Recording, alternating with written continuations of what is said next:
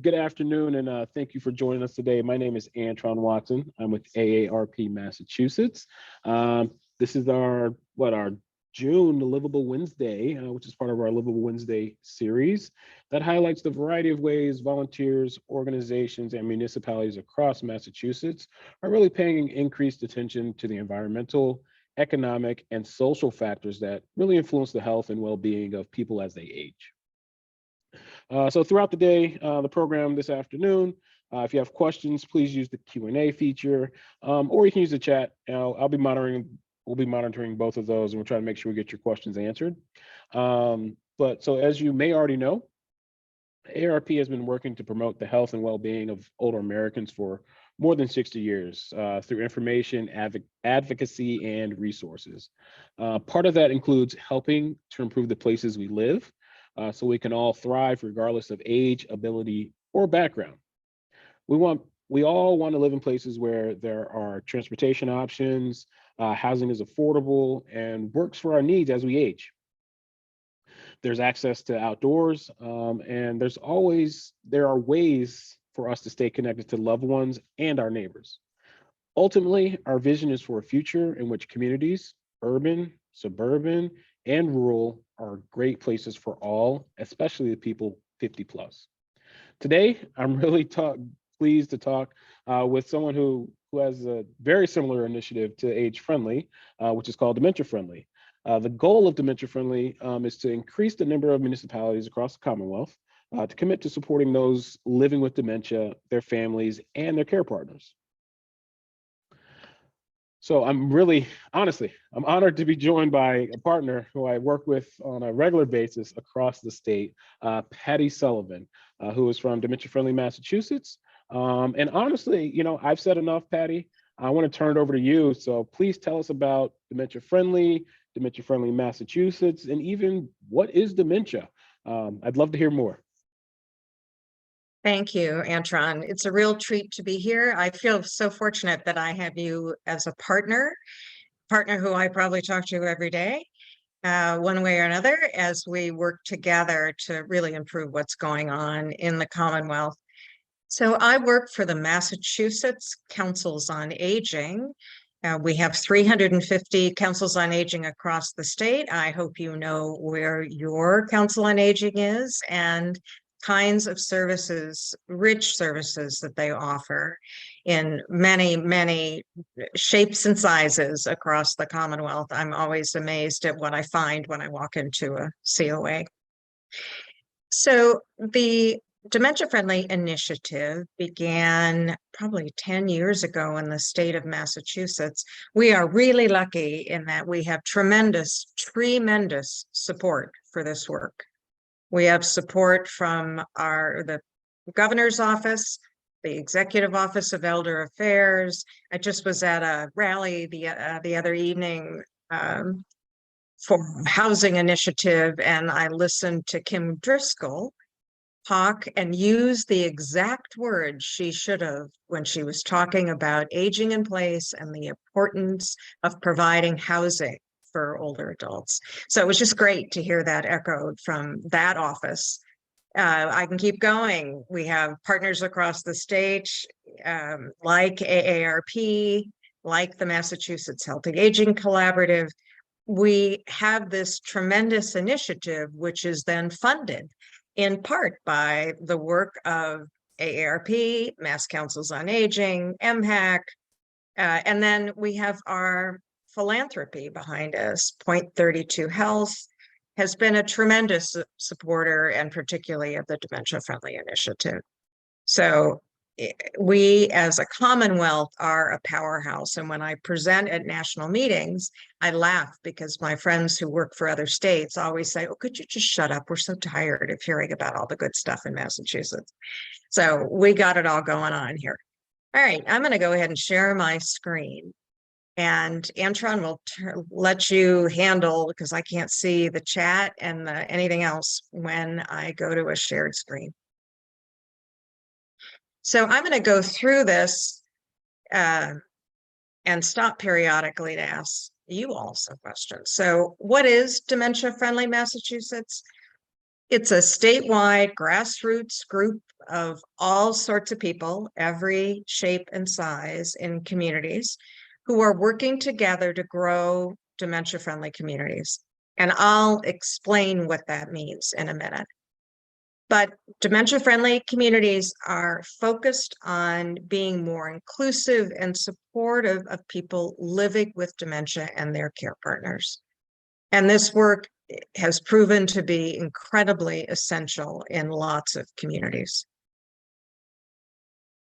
The initiative has really taken off. We have 117 communities across the state. I have about 40 on my list who are coming in. So it's something that communities have really engaged in. And they've engaged in it not only as dementia friendly, but in about half of the cases of towns that are interested, they're also age friendly. So we blend those initiatives all the time, and it makes it so much easier to do the work together, just because it's non-duplicative. And people say, what's the difference? And I say, well, if you do all the age-friendly work, you're missing people living with dementia. If you are working just on dementia, you're missing the larger community of older adults who have yet to experience dementia. So the initiative is pretty simple. We spend a ton of time raising awareness about dementia. It's pretty easy to do that because I cannot walk into a room anywhere, in a social situation, at work, in a COA, at my church, at my town hall, where everybody in the room has a dementia story.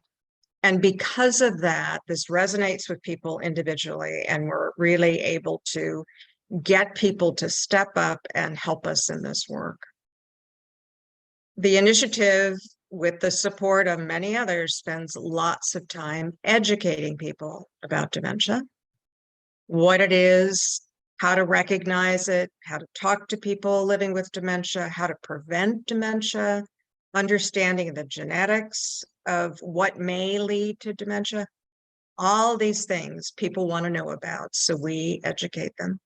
And then finally, we make physical changes to the environment. I'll talk more about that later, to make the community more supportive of people living with dementia. So let me jump into what is dementia.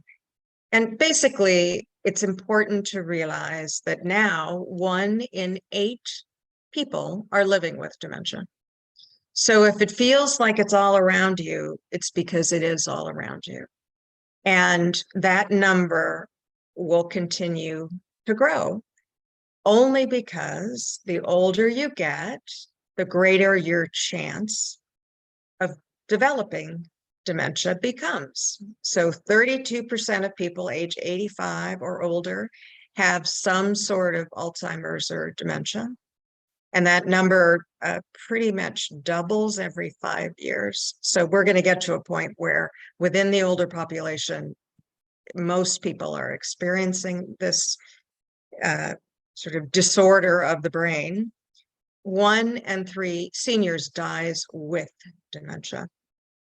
And if you look at the picture of a healthy brain versus a severe Alzheimer's disease brain, you can see why it's difficult for neurons to move back and forth between the lobes of the brain, because neurons don't jump. They work through a network, and if there's no network, there's no connection. So it is a sad, for many people, disease. It's a challenging disease that we face with. I see it in my own family. I see it in my neighborhood. I see it all around me. But dementia is an inevitable part of our society. So it's very important for us to learn more about it and learn how we can reduce our risk, as well as how we can help our community. So people say all the time, what does it look like? How do I know when I cross the border into a dementia-friendly community? And the answer is, it's the environment within the community that has started to change. We do a tremendous amount of Dementia Friends training. This is a 1 hour and 15-minute, very high-level course to help volunteers, people who work in the community. My rule in life is anybody that has any dealing with the public. That means, do you go to the grocery store? Do you go to your town hall? Do you go to church? Do you volunteer in your community? Anybody that works with the public needs to have an understanding about dementia. And the Dementia Friends program, which is run by Jewish Friends and Community Services, is a great way to do that. We have trainers all over the state. If you're interested, drop your name in the chat and I'll follow up with you. We also have across the state hundreds of memory cafes. Memory cafes will draw together people who may or may not have a dementia diagnosis, but who are having troubles and want to be around people who are also struggling with issues around memory.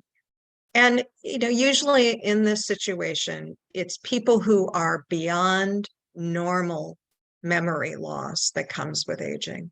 It's really important to understand. We all joke about having a senior moment, and that's normal. Like, I don't know about anybody else, but every part of my body has slowed down as I've gotten older, and that includes the functioning of my brain. So we offer programming to help people. We offer a memory training program, an evidence-based program out of the UCLA Longevity Center. And that helps people just strengthen their memory. It's a simple program, but it's the kind of program that helps people understand the difference between what's normal and what's not. So the next time you wander into a room and can't remember why you're there, which happens to me all the time, that's normal. We can help build that muscle back up. We do a lot of programming around prevention. We can't say you're never going to get dementia, but we know a lot about how, because we know a lot about brain health, to protect your brain and your body and to reduce your risk. We're learning more and more about genetics and the types of Alzheimer's that are passed down. Generally, dementia is not genetic. We've learned about the needs of caregivers and how we need to support them. And that means supporting them in our community. That goes back to the initial part of Dementia Friends training. So if I see a caregiver who's struggling in the grocery store, or I see a caregiver who is having trouble getting somebody out of a car, I know how to go and help, and I do. So a lot of the work around dementia, and I feel silly saying this sometimes, it's really about being aware and being kind and being helpful. We also make physical changes to the community. Everybody says, oh no, we have to build a new building. And the answer is no.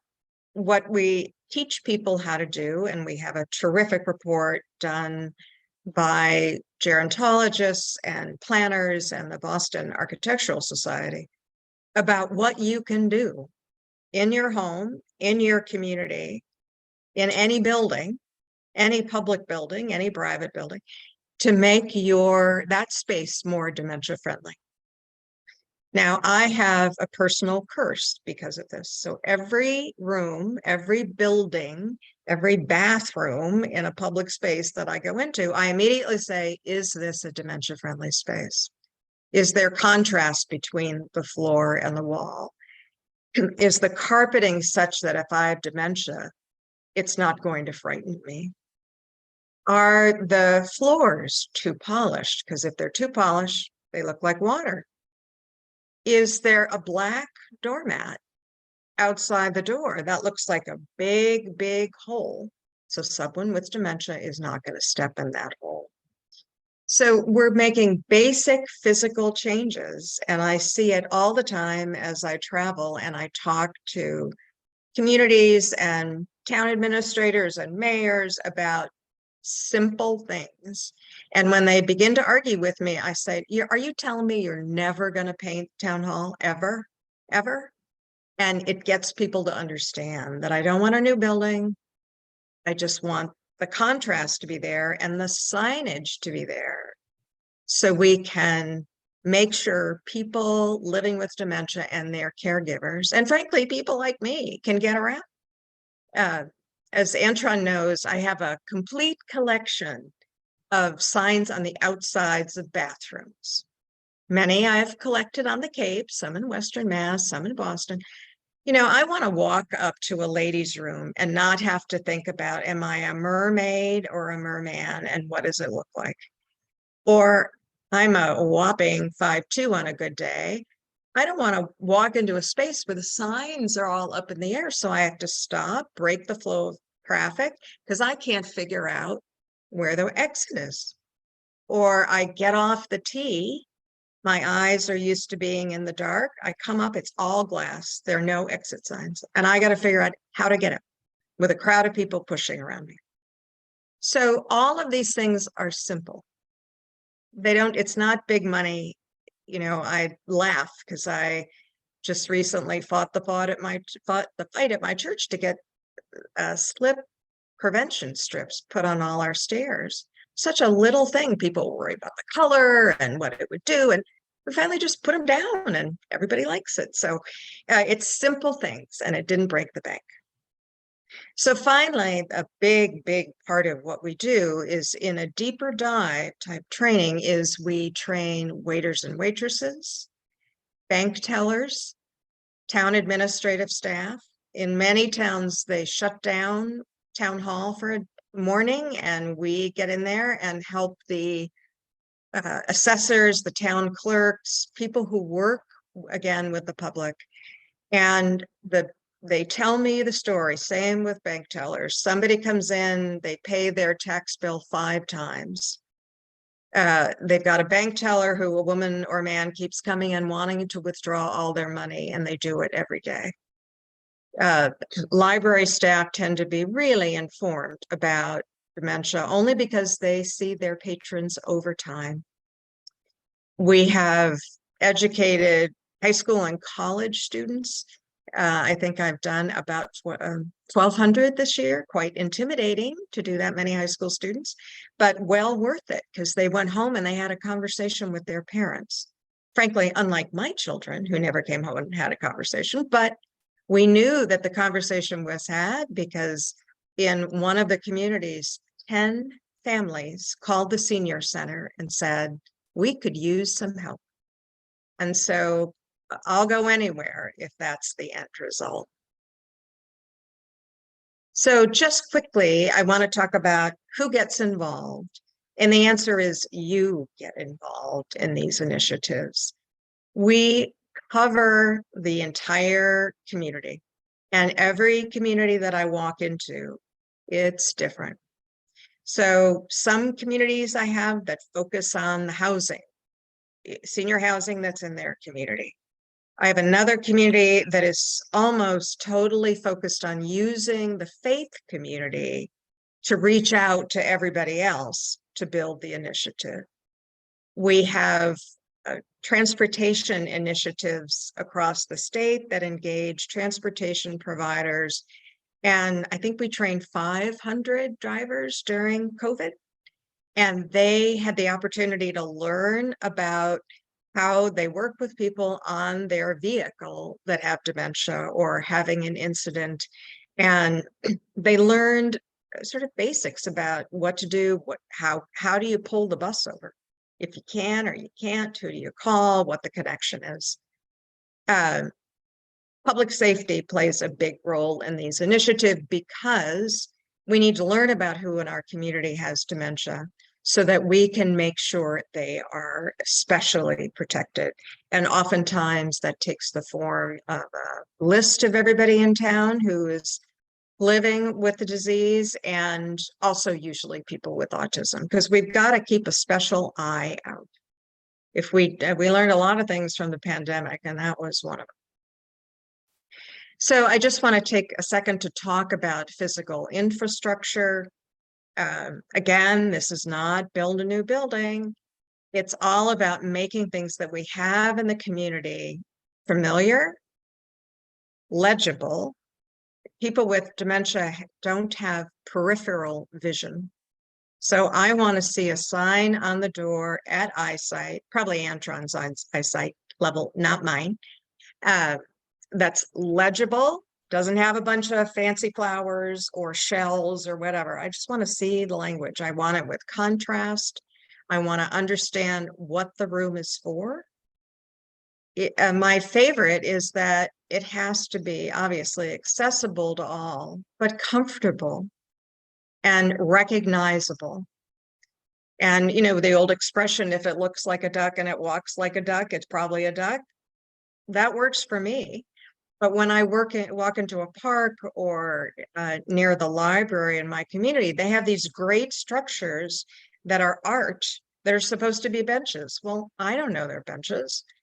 And my other rule is that I don't sit down in something I can't get out of.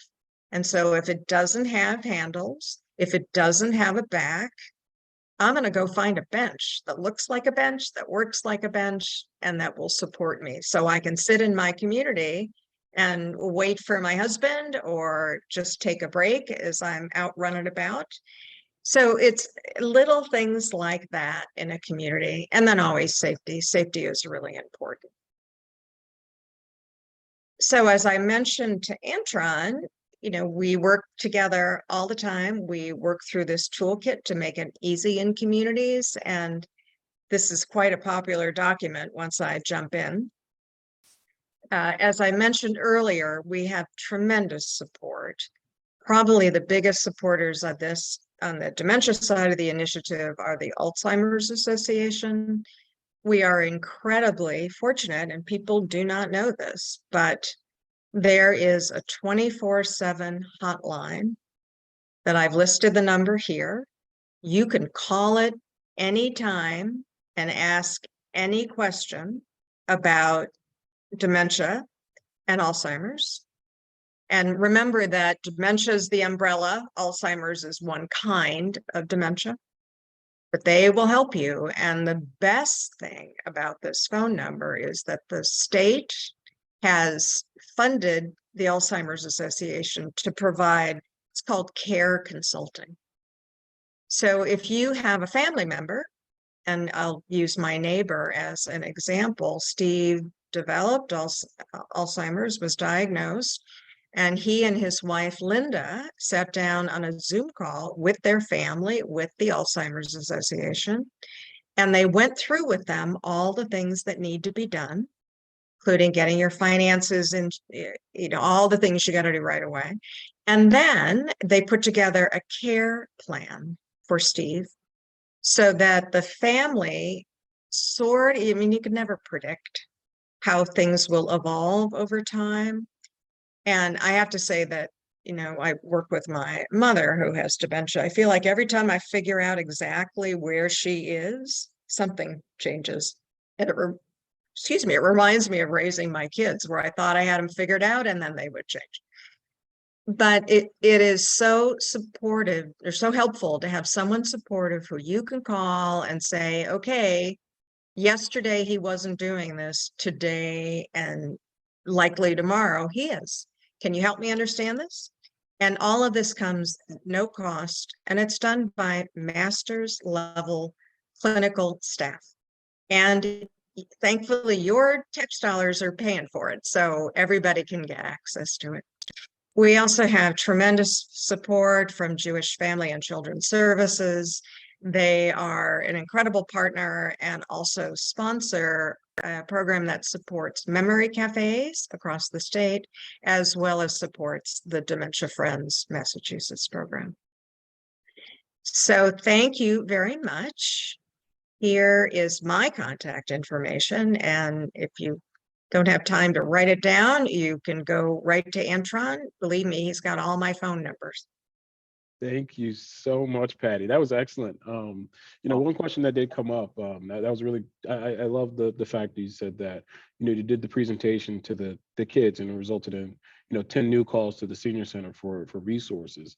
What are ways that if people are noticing that maybe their community isn't dementia friendly, how can they encourage their towns to make that move to becoming more dementia friendly and or join the initiative? Well, if someone is interested in any community, they can call me uh, and or email me. And oftentimes what happens is that I get a few people in a community who are interested in this. And then that leads to a broader conversation, usually with the Council on Aging. And then that moves up to town administration. And so if I can, there are communities, Waltham is a good example, where they have a huge initiative that the town is not involved in. And so we see this stuff in all shapes and sizes. So please reach out. We'll see what's going on in your town already and see if we can get something going. That's awesome. And I did just put the link for the integration toolkit in the chat. But honestly, I want to say thank you. Thank you for joining us today, Patty. Thank you for everyone else for just tuning in today to learn more about dementia friendly and really how there are simple ways to make our communities better for everyone. Patty really